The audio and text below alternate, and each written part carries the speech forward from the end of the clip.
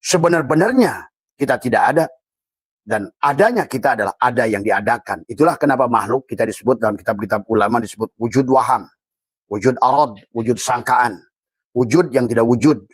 Seperti bayangan kalian pada saat bercermin. Bayangan di depan cermin kalian itu bukan kalian, tapi tidak lain daripada kalian.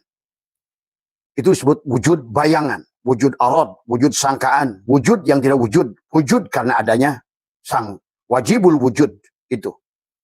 Jadi pahami. Maka nanti ada dibagi dua kelompok. Ada orang yang melihat makhluk, melihat Allah. Ada orang yang melihat Allah, melihat makhluk. Nah, ini perbedaan yang sangat jauh. Hari ini kebanyakan makhluk hanya sebatas makhluk yang melihat Allah. Itulah yang disebut dengan wahdatus syuhud tadi semua.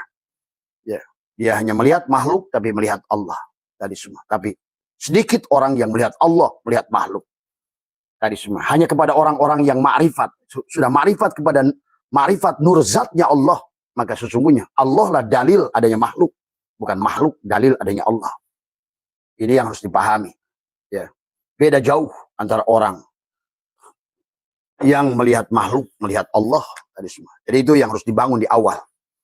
Awal yang harus dibangun itikadnya adalah meyakini sebenar-benarnya aku tidak ada, alam ini tidak ada, tapi ada yang diadakan.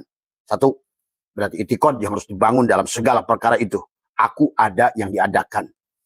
Pada saat Allah ingin bercermin, adalah bayangannya kita.